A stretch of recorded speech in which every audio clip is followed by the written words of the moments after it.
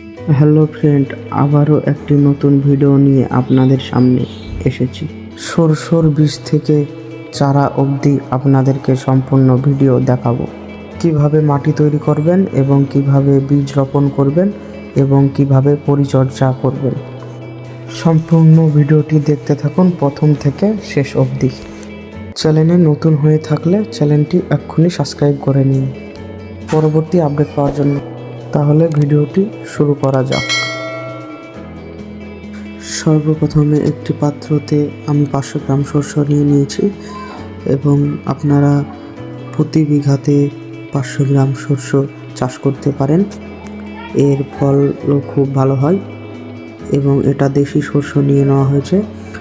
এইবার আমরা চলে যাব সেই জমিতে যেখানে সরষে চাষ করার উপযোগী, সেই জমিতে চলে যাব। চলুন বন্ধুরা।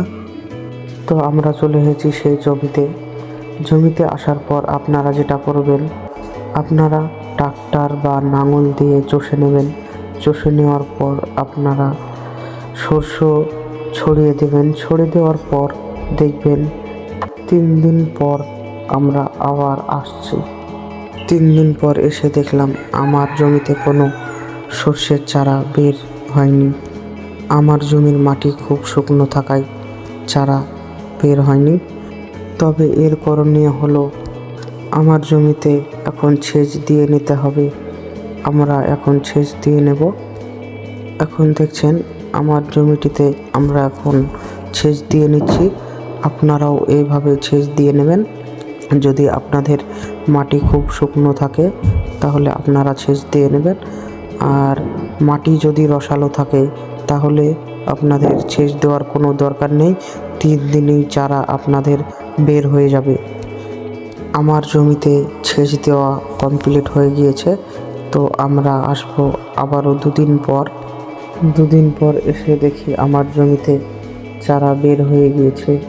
দেখতে পাচ্ছেন মাটি থেকে চারা সম্পূর্ণভাবে বের হয়ে গিয়েছে। তো বন্ধুরা, আপনারাও এইভাবে পরিচর্যা করতে পারেন। চারা বের হয়ে গেলে আপনারা সার প্রয়োগ করতে পারেন। ইউরিয়া, পটাশিয়াম, ফসফেট এগুলো আপনি ব্যবহার করতে পারেন। এগুলো ব্যবহার করলে আপনার জমির মাটি উর্বরতা বাড়বে। আপনাদের জমিতে সেচ দেওয়ার আগে যদি চারা বের হয়ে যায় তাহলে চারা বেরোনোর পর আপনারা সেচ দিয়ে নেবেন। আমরা আসছি আবার 15 দিন পর। 15 দিন পর এসে দেখি আমার জমিতে সরষের চারা ভালোভাবে সব বের হয়ে গিয়েছে। কিছু কিছু গাছে ফুল দেখা দিয়েছে, এখনও সম্পূর্ণভাবে প্রত্যেকটি গাছে এখনও ফুল দেখা দেয়নি।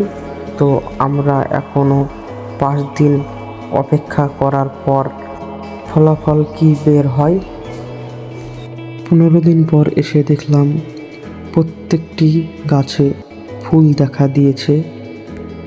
আপনারা দেখতে পাচ্ছেন সরষে গাছে অনেক ডালপালা বের হয়েছে এবং ফুলও বের হয়েছে। এখনও সম্পূর্ণভাবে ফুল বের হয়নি। সম্পূর্ণভাবে ফুল বের হতে এখনও সময় লাগতে পারে। তো বন্ধুরা, আপনারা এইভাবেই সরষের বীজ রোপণ করবেন। এইভাবেই সরষে চাষ করা হয়। তো বন্ধুরা, আপনারা এইভাবেই পরিচর্যা করবেন। আশা করছি আপনারাও একই পদ্ধতি ব্যবহার করুন। আশা করি রেজাল্ট ভালো আসবে। ভিডিওটি ভালো লাগলে লাইক, কমেন্ট, শেয়ার করবেন, যাতে আপনাদের জন্য নতুন নতুন ভিডিও নিয়ে আবারও আসতে পারি।